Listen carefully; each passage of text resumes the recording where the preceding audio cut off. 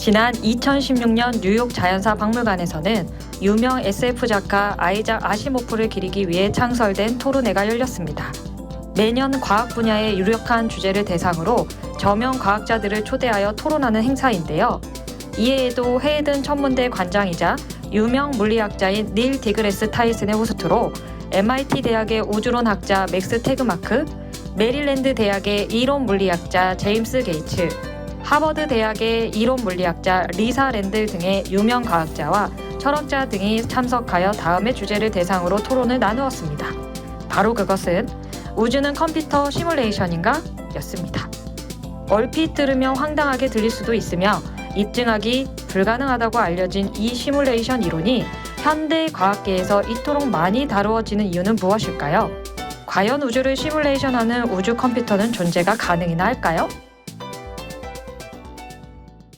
안녕하십니까? 아제너드입니다. 오늘도 변함없이 2D님 나오셨습니다. 예, 안녕하십니까. 저번 그 초지능 편 마지막에 했던 얘기 계속 한번 해보겠습니다. 예. 아니 다른 건 그렇다 쳐도 도대체 그 지구가 슈퍼컴퓨터다, 우주가 컴퓨터가 된다. 저게 도대체 뭔 얘기입니까? 예. 좀 황당해도 느껴질 수 있는 이야기입니다만, 이게 일단 그 지구 같은 행성이나 그 태양 같은 항성이 네? 그 컴퓨터가 된다는 이야기는 커즈와 외에도 이미 여러 가설이나 개념으로 존재하는 이야기거든요. 네. 그럼 예를 들면 그 다이슨 스피어나 그 마트리오시카 브레인 같은 것이 있는데요. 오늘 다룰 내용은 아니니 자세한 내용은 다음 기회에 다루도록 하겠습니다. 일단 알겠습니다. 예. 그럼 그 최종 보스 우주 컴퓨터는 도대체 무슨 개념인지. 예. 그러니까 우리가 사는 이제 우주가 컴퓨터다 이런 이론은 사실 오래전부터 있어 왔어요. 근데 우리 우주는 빅뱅에 의해 만들어진 거 아닙니까? 근데 무슨 컴퓨터라는 얘기가 다 나오는지요? 이게 우리가 사실 우주에 대해서는 아직도 좀 모르는 분들이 많이 있어요. 많이 있죠. 예. 과학 역사에서 우주론은 굉장히 다양했고, 또 우주론은 초기에는 천문학이 주체가 되어 왔는데, 지금은 최근에는 물리학, 그것도 입자 물리학 쪽에서 얘기가 많이 나올 정도예요. 네. 이 얘기는 물리학 서적에도 많이 나오는 내용인데, 네. 이런 말이 있어요. 지나간 버스, 여자, 우주론은 놓치면 잡지 마라. 금방 또 새로운 게 나타난다. 이런 농담이 유행할 정도로 우주론은 언제나 여러 가지가 있어 왔습니다. 지나간 여자나 버스는 잡지 말라는 얘기는 제가 많이 들어봤지만 우주론도 거기 들어가는 말입니까? 원래 있던 얘기에 지금 우주론만 추가된 거죠. 아니 그렇다 해도 우주가 컴퓨터라는 건 너무 나간 거 아닙니까? 이게 지금 우리가 생각하는 일반적 컴퓨터라는 것이 네. 사실은 인류 역사로 따지면 등장한 지 얼마 안 됐어요. 그렇죠. 다만 이게 지금 우리 일상을 지배하다 보니 이쪽으로 경도된 이론이 많이 나오는 것도 사실이고요. 일단 여기서는 크게 두 가지 정도의 이론을 얘기해 보도록 하겠습니다. 두 가지 이론이요? 예. 하나는 시뮬레이션 우주론이 있습니다. 시뮬레이션 우주론. 예. 이거는 예전에 다른 편에서도 잠깐 다룬 적이 있었는데, 일단 인류의 문명과 기술의 진보가 이제 멈추지 않고 계속 이제 발전해 나간다면 매우 많은 무한에 가까운 정보 처리가 가능해질 때가 오겠고, 그때는 컴퓨터로 우주를 시뮬레이션 할 수 있지 않겠냐. 이런 것에 기반을 두고 있습니다. 옥스퍼드 대학의 철학자 닉 보스트롬 교수의 주장으로 매우 유명하지요. 네, 이거는 저번에도 언급했듯이 일론 머스크가 이 시뮬레이션 이론을 강력히 지지하면서 최근에 많이 유명해졌잖아요. 예, 그렇습니다. 이게 세 가지 명제를 가지고 이제 지금 우리가 사는 세상은 시뮬레이션의 일부라고 주장을 하는데요. 네. 첫 번째는 인류가 이제 그런 우주를 시뮬레이션할 기술을 갖기도 전에 멸망한다는 건데요. 이러면 이 가설은 성립 자체를 못하죠. 그렇겠죠. 예. 두 번째는 인류가 이제 그런 기술에 도달을 했지만 이 시뮬레이션을 만들어 가동하지 않는다는 겁니다. 이건 가능성이 좀 낮은 얘기 같은데. 그렇죠. 인류의 역사를 보면 이런 거 안 할 리가 없죠. 그렇죠. 세 번째는 우주를 시뮬레이션할 기술을 하나도 아니고 무수히 무한에 가깝게 많은 우주를 시뮬레이션할 수 있는 슈퍼컴퓨터를 개발을 해서 지금 돌리고 있다는 겁니다. 지금 현재요? 예. 그렇다면 우리는 지금 이미 무한에 가까운 우주에 살고 있을 확률이 거의 100%라는 거죠. 하지만 우리가 아직 기술을 갖기 전에 진짜 세상에 살 수도 있잖아요. 그럴 수도 있죠. 그렇지만 무한에 가까운 시뮬레이션이 돌아가고 있다고 상정을 하면 우리는 무한 중에 하나일 가능성이 훨씬 높죠. 우리가 무한 중에 하나가 아닐 확률은 거의 0% 아니겠습니까? 근데 이걸 증명할 수 있는 건가요? 예.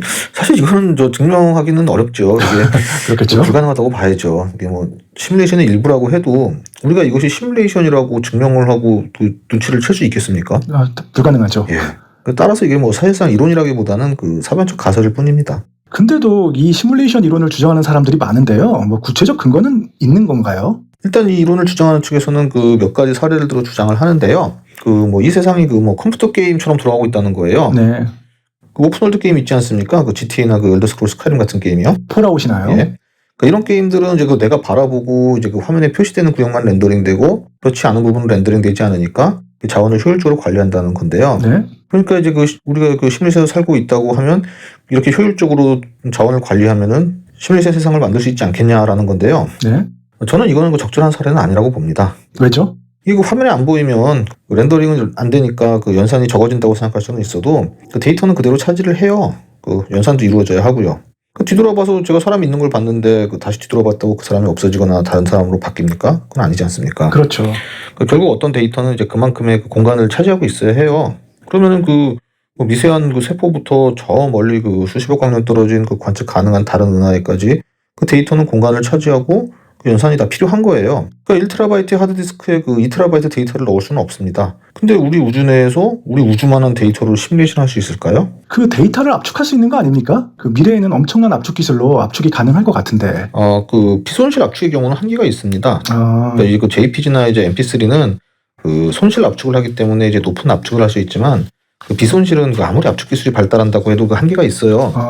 그러니까 이거 데이터가 이제 비정형화되면 될수록 그 비손실 압축은 많이 압축할 수가 없어요. 그러니까 뭐 이미 압축된 뭐 JPG를 뭐 G 파일 같은 비손실로 압축하면 뭐 거의 차이가 없다고 봐야 되거든요. 근데 뭐 셀 수 없을 만큼 많은 우주를 우리 우주에서 시뮬레이션 한다는 거는 지구의 관점에서는 불가능하다고 봐야겠죠. 셀 수 없는 많은 우주요? 그거 다중우주 아닙니까? 아, 네. 그래서 이거를 그 시뮬레이션 다중우주라고 합니다. 아, 시뮬레이션 다중우주? 예. 아, 이 밖에도 그 시뮬레이션 우주 추종자들은 여러 근거를 또 대는 것 같은데요. 예, 뭐 다른 예시로 드는 것 중에 하나가 이제 또 빛의 속도가 있습니다. 그 빛의 속도에 그 한계가 있는 것은 그 무한대의 연산을 막기 위해서고 또 그 시공간의 최소 단위인 그 플랑크 시간, 뭐 플랑크 길이도 그 이 세상은 그 불연속적인 디지털 세상이라는 증거라는 거죠. 지금 뭐 컴퓨터가 비트를 최소로 단위로 하듯이 이 세상의 공간 시간도 더 이상 나눌 수 없는 최소한의 단위가 있다는 것도 바로 이 세상의 그 컴퓨터 시뮬레이션이 아니냐 이런 주장이지요. 이건 듣다 보니 좀 그럴싸한 근거 아닙니까? 네, 그렇게 볼 수 있지만 근데 이것도 뭐 시뮬레이션 우주의 뭐 증거라고 볼 수는 없고요. 그 광속이라는 게 그 우리 차원에서는 뭐 겉보기로는 한계가 있는 것 같지만 그 사실은 아니거든요. 아, 그래요? 예. 그리고 또 뭐 그 수학계의 그 난제인 그 리만 가설이 풀리면 우주는 이제 컴퓨터 연산에 의해 돌아가는 것이 맞다고 주장을 하기도 해요. 그 리만 가설하면 그 문제당 100만 달러 상금 걸려있는 그 밀레니엄 문제 중 대표 아닙니까? 이게 양자역학이랑 무슨 관계가 있는지 모르겠습니다. 이게 그 중에서 이제 가장 어려운 문제라고 하는데요. 네. 그 양자역학과의 관계를 뭐 말씀드리자면 과거에는 이제 그 원자가 그 핵을 중심으로 이제 그 전자가 일정한 궤도를 돈다고 생각을 했습니다. 네. 근데 그 양자역학에 의하면은 그 전자의 궤도는 일정하지 않아요. 그 유명한 그 불확정성의 원리 아닙니까? 그렇죠. 그러니까 이게 이 리만 가설은 그 소수 있지 않습니까? 뭐 3, 5, 7, 11 이런 거요? 예, 그 일과 자신으로만 나누어지는. 네. 그러니까 이 소수의 분포가 이제 불규칙한 줄 알았는데 알고 보니 어떤 규칙에 의한 분포를 가지는 것처럼 이제 보일 뿐더러 이 분포가 이 전자의 궤도 간격들을 기술하는 함수와 일치한다는 거거든요. 네. 그렇기 때문에 이게 불규칙해 보이는 양자역학의 근간은 사실 그 수학적 계산에 의한 것이고 더 나아가 우주가 수학적 연산, 즉 뭐 컴퓨터 시뮬레이션의 증거가 된다는 겁니다. 그럼 그 결국 저것들이 다 진짜 그 시뮬레이션 우주의 증거라는 겁니까? 일단 그 닉 보스트롬의 주장은 아니고요. 네. 그 시뮬레이션 우주론의 추종자들이 내세우는 증거들인데요. 네. 그 증명할 방법은 사실 아직 없어요. 뭐 리만 가설도 언제 풀릴지 알 수 없고요. 그렇죠. 예. 그리고 이게 뭐 설령 증명됐다 해도 이것이 바로 뭐 양자역학의 그 불확정성의 원리가 해결되는 것도 아니고요. 네. 모든 걸 다 뭐 차치하고라도 뭐 설령 우리가 사는 지금이 실제가 아닌 그 영화 매트릭스 같은 시뮬레이션이라고 해도 우리가 시뮬레이션이라고 뭐 증명할 수 없는 세상이면 그냥 이게 뭐 시뮬레이션이 아닌 실제 세상과 다를 게 뭐가 있겠습니까? 뭐 신이 세상을 만든 것과 뭐 우주 컴퓨터를 만들어서 돌리는 프로그램이 우리 세상인 것과 뭐 어떤 차이가 있는지 잘 모르겠습니다. 시뮬레이션이면 게임처럼 그 다시 세상을 또 살 수도 있는 거 아닙니까? 게임에서 죽으면 그 리스폰 되는 것처럼 말이죠. 저는 뭐 그건 아니라고 봐요. 그 닉 보스트롬의 이론에 의하면 우리는 그냥 시뮬레이션의 일부일 뿐이고요. 네. 우리가 다른 시뮬레이션도 또 똑같은 존재로 나온다는 보장이 없어요. 그러니까 뭐 매번 똑같은 결과가 나올 거면 뭐하러 무한대의 시뮬레이션 돌리겠습니까? 또 그렇겠네요. 그리고 뭐 다시 태어난다. 이것도 뭐 종교 윤회 세상과 다를 게 없지 않습니까? 그럼에도 그 저명한 분들이 시뮬레이션 우주론에 긍정적인 시선을 많이 보내는 것도 사실 아닙니까? 그것과는 반대로 이 이론을 무시하는 사람들도 많아요. 그렇습니까? 예. 그 앞에 프롤로그에 나왔던 그 토론회 등장인물 중에서는 시뮬레이션 우주의 부정적인 학자들도 있고요. 그중 뭐 리사랜들 같은 분은 뭐 우리가 시뮬레이션 우주에 살 확률은 뭐 0%라고 말합니다. 특히 뭐 또 다른 그 물리학자 프랭크 티플러는 우리가 사는 세상은 너무나 엉터리인데 어떻게 그 발전된 인류가 이렇게 불완전한 시뮬레이션을 돌리겠냐며 그 지금 세상이 시뮬레이션일 리가 없다고 해요. 반대 의견도 또한 많군요. 일단 알겠습니다. 그럼 아까 그 우주가 컴퓨터인 이론이 크게 두 가지가 있다고 말씀하셨는데 그 시뮬레이션 이론 외에 그 나머지 하나의 이론은 뭔가요? 이거는 그 시뮬레이션 우주론과는 좀 다르게 네. 그냥 우주 자체가 일종의 컴퓨터에서 돌아가는 프로그램이라는 겁니다. 아, 프로그램이요? 예. 시뮬레이션 가설은 그 미래 인류가 그 뭐 세상을 시뮬레이션 한다는 거고요.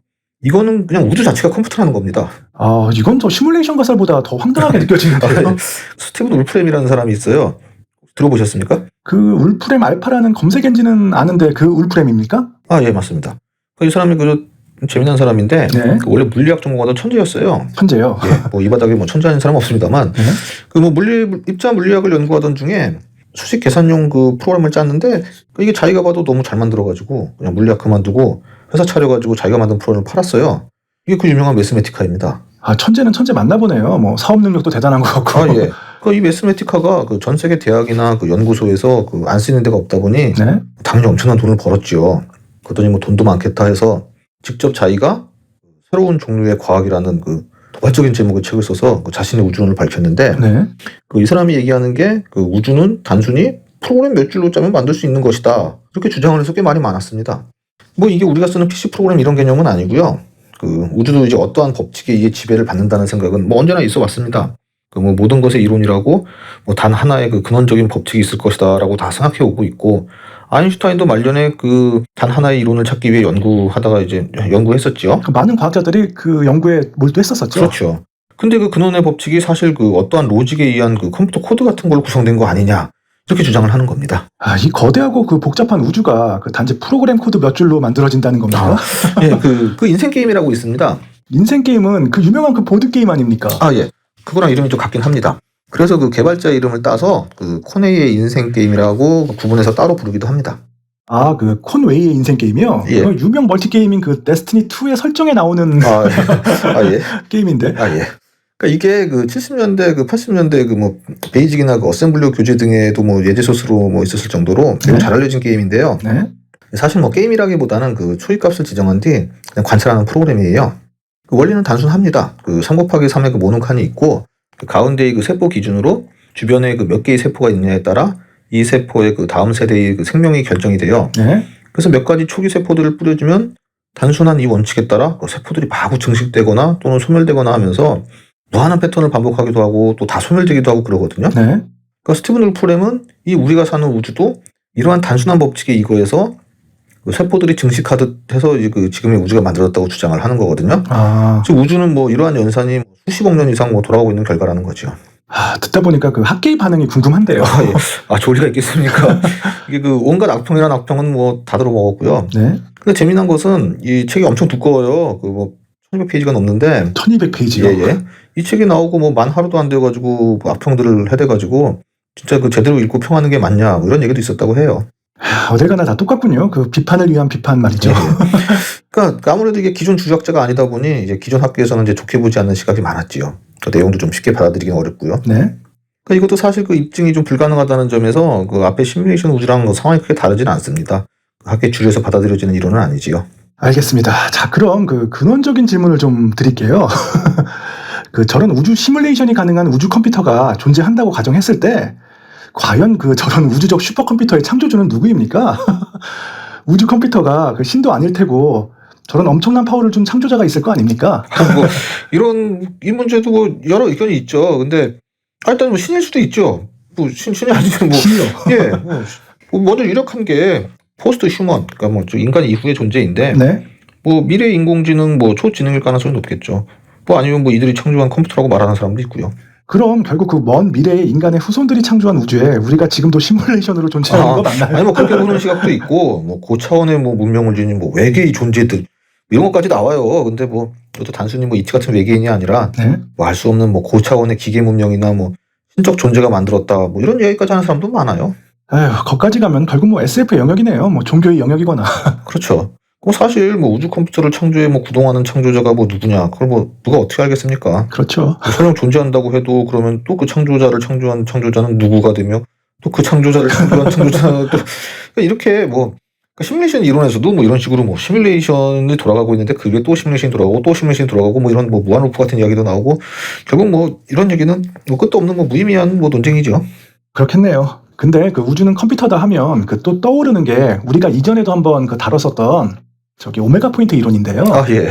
오메가 포인트 이론도 그 우주가 하나의 슈퍼컴퓨터가 된다는 건데 네. 이거는 그 스티븐 울프램이나 닉 보스트롬 주장과는 좀 다르고요. 아, 그것에 관해서는 다음 시간에 자세히 다뤄보도록 하겠습니다. 예, 잘 알겠습니다.